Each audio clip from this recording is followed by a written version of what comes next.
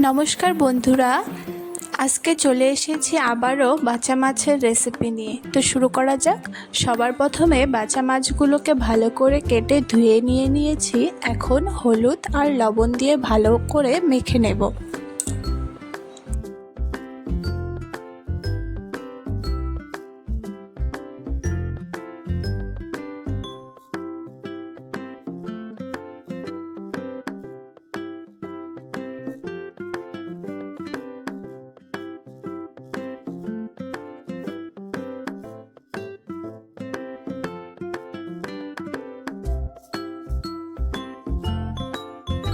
মেখে নেওয়া হয়ে গেছে। এখন আমি কড়াই বসিয়ে দিয়েছি গ্যাসে, আর উল্টো পাশে 3টে আলু ভালো করে ছুলে কেটে ধুয়ে নিয়েছি। এখন এগুলি সিদ্ধ করব প্রেসার কুকারে। কড়াই আমার গরম হয়ে গেছে, তাই কড়াই আমি তেল দিয়ে দিলাম। তেলও আমার গরম হয়ে এসেছে। এবার এক এক করে মাছগুলো পরপর দিয়ে ভেজে নিব। আর এই আলুগুলো প্রেসার কুকারে দিয়ে দিলাম সেদ্ধ হওয়ার জন্য।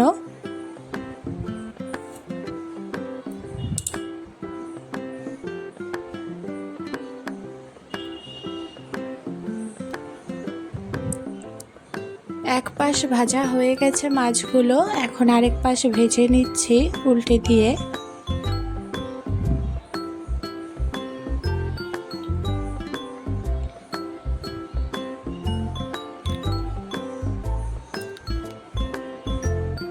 মাছ ভাজা হয়ে গেছে, এখন এক এক করে আমি নামিয়ে নিচ্ছি।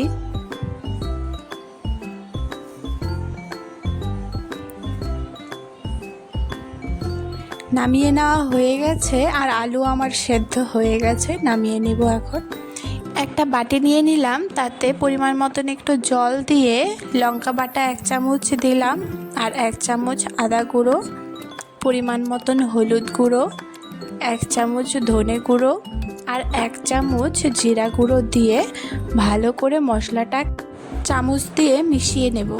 এরপর কড়াই থেকে মাছ নামানোর পর কড়াইয়ে আর কিছুটা পরিমাণ তেল দিয়ে, তেল আমার গরম হয়ে গেছে। এখন সাদা জিরে ফোড়ন দিয়ে দিলাম, আর মশলাটা এখন দিয়ে দিব কড়াইয়ে। দিয়ে ভালো করে মশলাটাকে কষিয়ে নেব।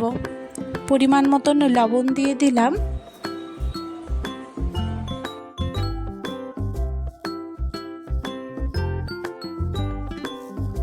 মশলাটা আমার মোটামুটি কষিয়ে নেওয়া হয়ে গেছে। এখন সেদ্ধ করে রাখা আলুগুলো দিয়ে আবার একটু কষিয়ে নেব আলুগুলোকে।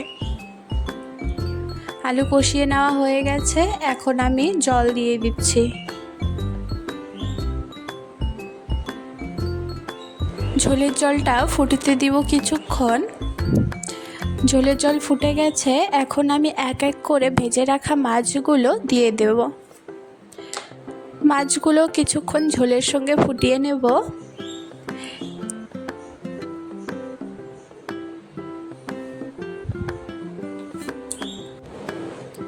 মাছগুলো ফুটিয়ে নেওয়া হয়ে গেছে, এখন আমি ধনেপাতা কিছুটা কুচিয়ে রেখেছি, সেটা আমি এখন মাছে দিয়ে মাছগুলো নামিয়ে নেব।